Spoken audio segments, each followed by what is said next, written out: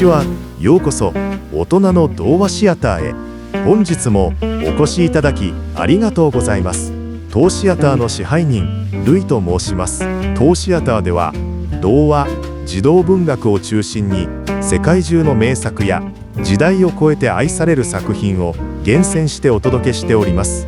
かつて子供だった私たちが懐かしい物語に再び心をときめかせたり、心に響くまだ見ぬ物語と出会ったりする、そんな豊かな時間をお届けする場所です。大人になった今だからこそ感じられる物語に秘められた言葉の深みや感情の彩りをどうぞゆっくりとご堪能ください。それでは本日も一つの物語をご一緒に味わってまいりましょう。今回ご紹介するのはジェイン・オースティンによる珠玉の物語、傲慢と偏見です。この作品はこれまでに全世界で2000万部以上も発行されたと言われています。多くの言語に翻訳され、 BBC の調査では英国人が最も愛する小説に選ばれました。時代を超えて読み継がれている不朽の名作です。多くの大学で英文学を学ぶものの必読書とされており、その文学的価値の高さがうかがえます。物語の全体像は約500ページと読み応えのあるボリュームですが、ご安心ください。本日はこの壮大な物語の魅力の核心をぎゅっと凝縮します。約20分でお届けしますので、忙しい日常の中でもこの物語が持つ深い感動に触れていただけるはずです。この物語は1940年や2005年をはじめ何度も映画化されてきました。1995年の BBC によるドラマ版は特に高い評価を得て世界的な人気を博しました。多くの人々に多様な感動を与え続けています。それでは物語の世界へ深く潜る前に、この素晴らしい作品を生み出したジェイン・オースティンと作品が書かれた時代について深く、そして鮮やかに触れてまいりましょう。まるで私たちがその時代に降り立ち、作者の隣で息遣いを感じられるように。作者であるジェイン・オースティンは1775年に生まれました。イングランドののどかな田舎町で牧師の家庭に育った知性あふれる女性です。父の書斎にあったたくさんの本が彼女の感受性を豊かに育んだと言われています。特に仲の良かった姉のカサンドラとは生涯を通して深い絆で結ばれていました。オースティンは生涯独身を貫いたことでも知られています。自身の恋愛経験が登場人物たちの心の機微に深みを与えたのかもしれません。彼女は書斎の窓から人間模様を鋭く、時に皮肉を込めて見つめていました。その観察眼は家族や友人との手紙の中のウィットに富んだ表現からもうかがえます。当時は女性が作家として活動することに偏見もあったため、彼女は匿名で作品を発表し続けました。彼女の繊細な筆致は登場人物の心の動きを驚くほど鮮やかに描き出します。結婚が女性の幸福を左右した時代に愛と自尊心を求めるヒロインを描いたのです。1813年に「傲慢と偏見」は出版されました。その頃ヨーロッパではナポレオン戦争の嵐が吹き荒れていました。イギリス国内にも軍人が多く存在し、社会に変化の風を運んでいた時代です。また産業革命の進展により商業で財を成した新しい富裕層が生まれました。古くからの土地所有者であるジェントリ階級との間に緊張感が生まれていたのです。町の舞踏会は華やかな社交の場であると同時に、女性たちが人生をかけた結婚相手を探す真剣な舞台でもありました。当時の原始相続制では娘は土地を継ぐことができず、ベネット家のように息子がいない家の女性は経済的に不安定な立場でした。良い結婚こそが女性が安心して生きるためのほぼ唯一の道だったのです。そんな空気の中で発表されたこの物語は大きな反響を呼びました。初版はすぐに売り切れ、同年のうちに第2版が出されるほどの人気ぶりでした。その一方で身分違いの恋愛や女性の自立というテーマは当時の保守的な価値観に静かな波紋を広げることにもなったのです。その反響の大きさは今もなお私たちの想像力をかきたてるものがあります。このような作者の人生の深みと、作品が生まれた時代の生々しい鼓動を知ること、そうすることで物語に込められた幾重ものメッセージがより一層私たちの魂の奥深くに響いてくるのではないでしょうか。著者の人生や時代の空気を感じていただいたところで、いよいよ傲慢と偏見の物語の核心に触れていきましょう。この物語が私たちを誘うのは、第一印象という名の呪いと自尊心が築き上げてしまう心の壁の世界。誤解と偏見の分厚いベール越しに出会った2つの魂の物語です。互いの本当の姿を見つめ合うまでに、彼らが乗り越える試練に心揺さぶられます。それでは主人公エリザベス・ベネットが私たちに語りかける声に耳を傾ける時間といたしましょう。序章。明かりの揺れる舞踏室。言葉はまだ嘘をつかない。ハートフォードシャーの静かな田園に舞踏会の明かりが灯る。空気にはろうの匂いと期待のざわめきが混ざり、礼儀という衣装が人々の胸の鼓動を隠している。ベネット家の次女エリザベスは鋭い観察眼と軽やかな気知を持つ。彼女の視線は噂や見栄の薄皮を素早く剥ぎ、内側に潜む真実を確かめようとする。そこへ資産家のビングリーが現れ、社交界は春一番のように騒ぎ立つ。だが彼の友人ダーシーは凛とした物腰と冷ややかな沈黙で場の熱を意図せず凍らせる。エリザベスの耳に届いたのは、ダーシーが自分を我慢はできるが心を動かすほどではない、そう断じたそっけない言葉だった。最初の小さなすれ違いは彼女の誇りを軽く傷つけ、彼に向ける視線にかすかな偏見という陰影を差し込む。音楽は続くが、言葉より先に踊るのは互いの思い込みである。第一章。噂は足音のように先回りして廊下を曲がる。ビングリーは人懐っこい顔で人々の心を容易に開き、長女ジェインとごく自然に惹かれ合う。エリザベスは友の幸福な始まりに頬を緩めつつ、ダーシーの寡黙さと気ぐらいの高さを田舎を見下す都会の霊気として受け取る。社交の場は言外の意味が交差する劇場である。目線の往復、挨拶の間合い、沈黙の長さが階級と矜持を物語る。エリザベスの内側で芽生えた反感は道徳的正しさからではなく、傷つけられた自尊の反射神経から生まれた微小な誤差である。人は噂の輪郭に自分の想像を塗り足し、やがてそれを事実と呼ぶ。最初の舞踏会は誤読という物語のエンジンに火をつけて幕を閉じる。第2章。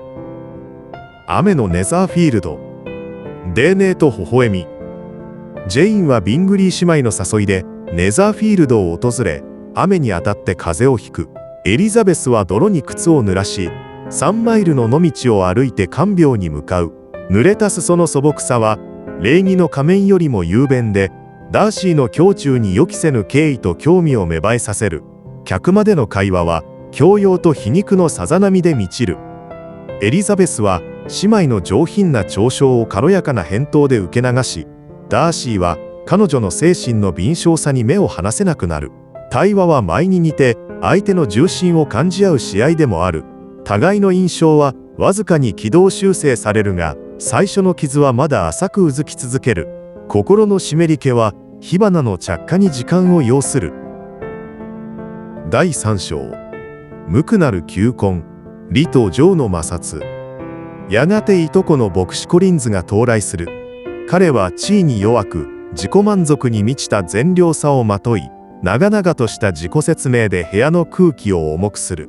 コリンズの庇護者は高位のレディ・キャサリン。さらにロングボーンは原始相続エンテールに縛られており、その相続人がコリンズであるという事実が婚姻をめぐる圧力の構造を静かに形作る。コリンズの求婚は愛ではなく整合性への祈りである。エリザベスは丁重にしかし揺るぎなく拒絶する。拒絶は彼女の誇りの表明であり、同時に自己認識の宣言でもある。ところがゴーリの衣を着た現実は親友シャーロットをコリンズの家へと導く。彼女は安定と尊厳を計りにかけ、情よりも生活の持続可能性を選ぶ。幸福は一つの形ではないという静かな真実がエリザベスの胸に針のように刺さる。第4章、麗しき偽証。ウィッカムの微笑。若い民兵将校ウィッカムが町に現れ、その流暢な語り口と人懐こい笑みで人々の信頼を得る。彼の物語はダーシーの残酷と不義を告発する華やかな証言で飾られている。エリザベスは彼の言葉を信じてしまう。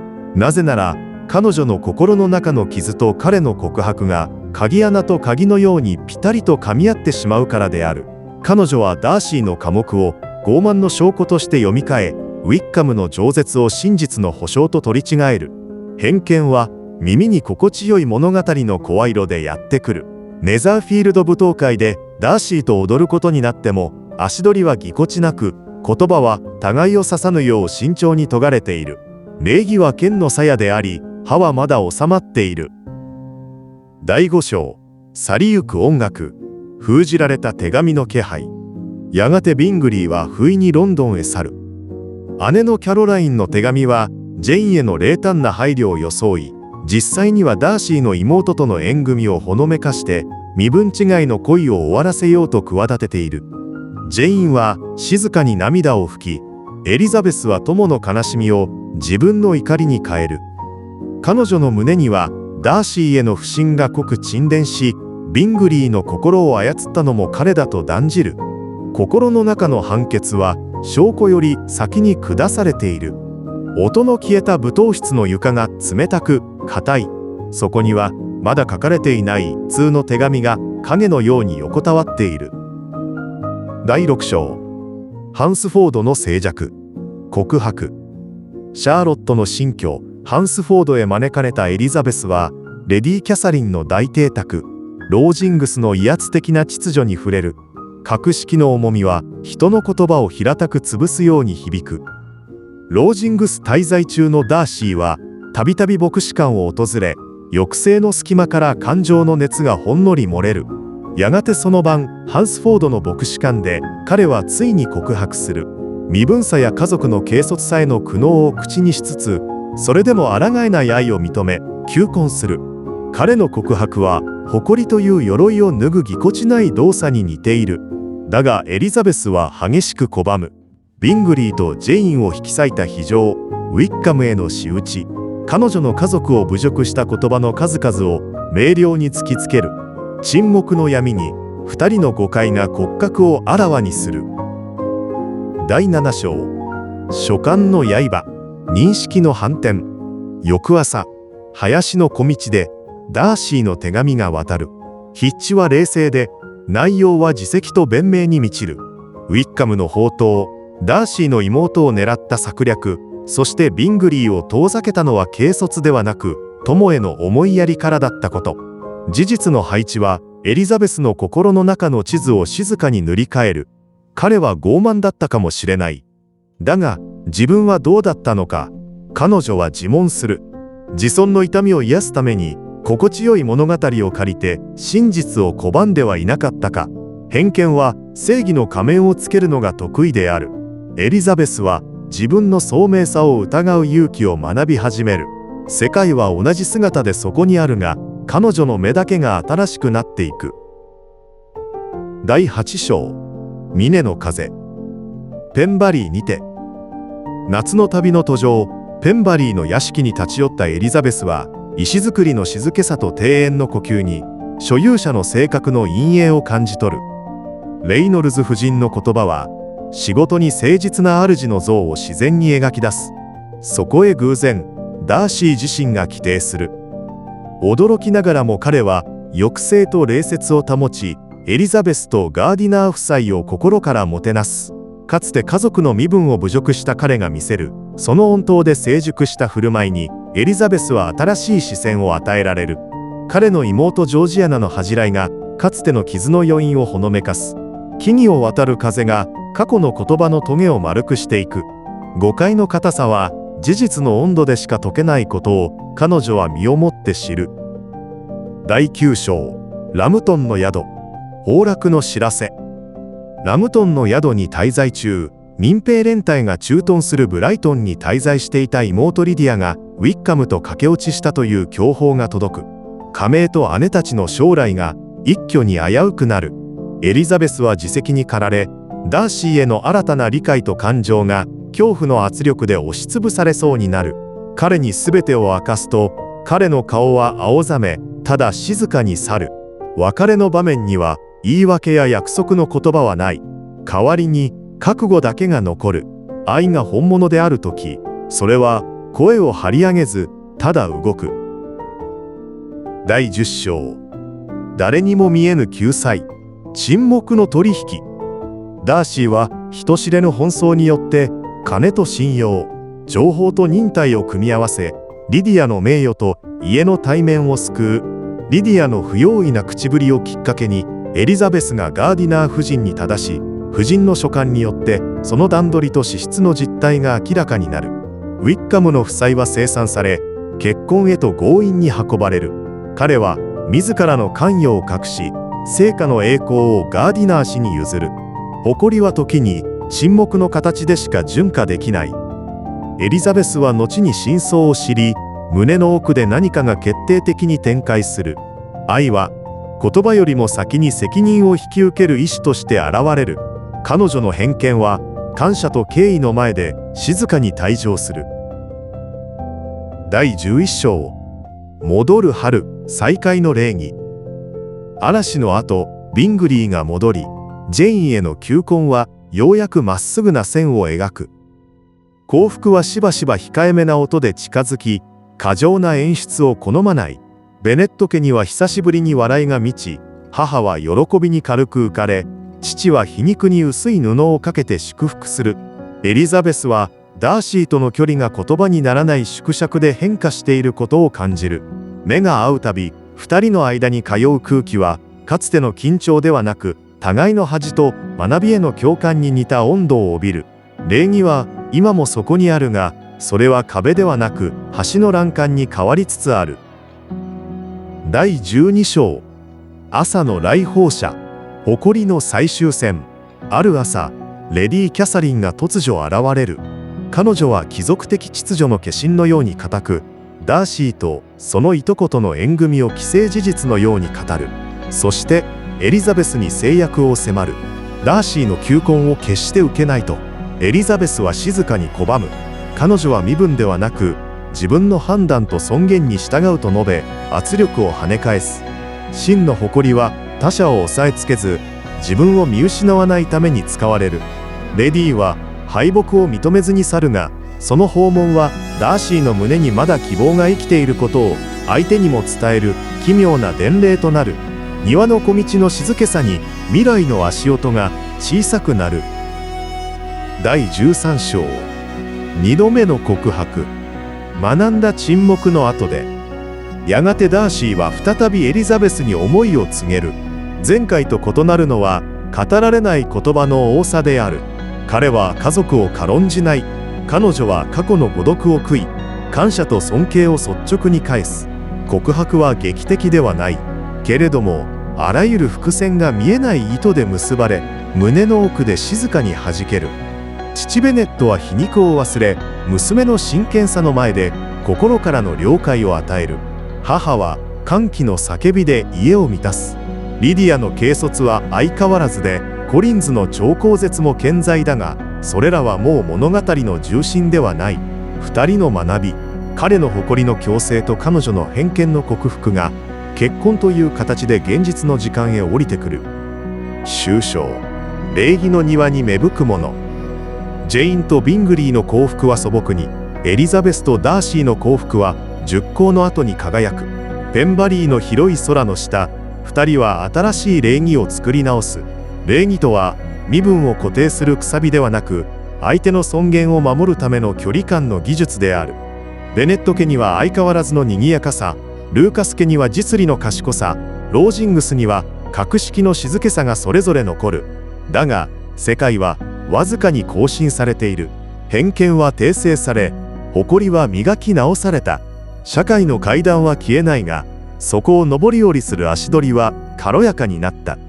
物語は祝祭の明るさのうちに幕を閉じるが、その光は読者の心の内側にもしばらくの間柔らかく反射し続ける。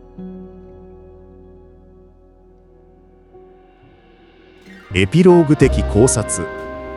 読者への静かな手紙物語の幕が下り、登場人物たちがそれぞれの幸福を見出した後、私たちの心には静かな問いが残ります。200年以上も前に描かれたこの世界が、なぜこれほどまでに現代の私たちを引きつけるのでしょうか。その理由の一つは、物語の根底に流れる礼儀というテーマが時代を超えた普遍性を持っているからです。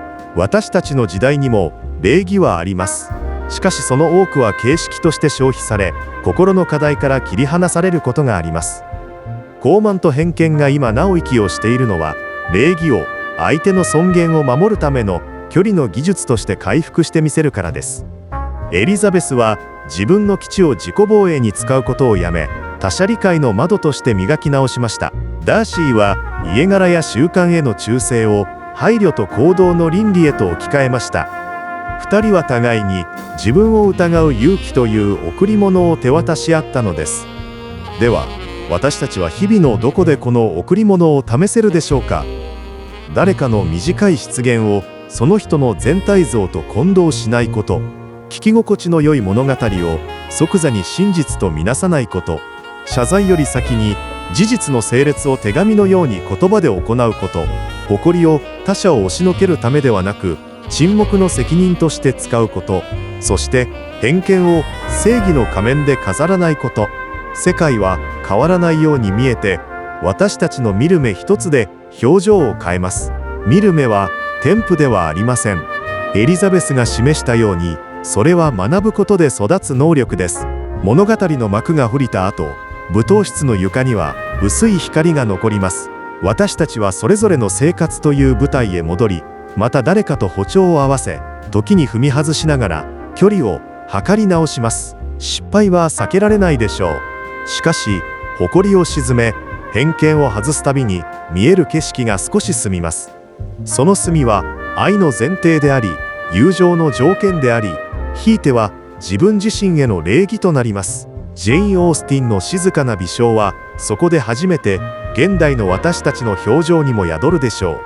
私たちが学び続ける限り、物語は日々の所作に帰化し、礼儀という庭に芽吹くものとして生き続けます。そこで育つのは優越ではなく、心の温度を保つ知恵です。いかがでしたでしょうか。ジェイン・オースティンが紡いだ傲慢と偏見は、読む人の心を見つめ直させ、人間関係の複雑さと愛の尊さを教えてくれる深く美しい物語です。変化の激しい現代だからこそ、この物語が静かに語りかける真実を見つめる目を持つというメッセージは、私たちの心の道しるべとなるかもしれません。あなたにとってこの物語で描かれる傲慢と偏見とはどのような意味を持つでしょうか。そしてこの物語からどのような人との向き合い方を受け取りましたか。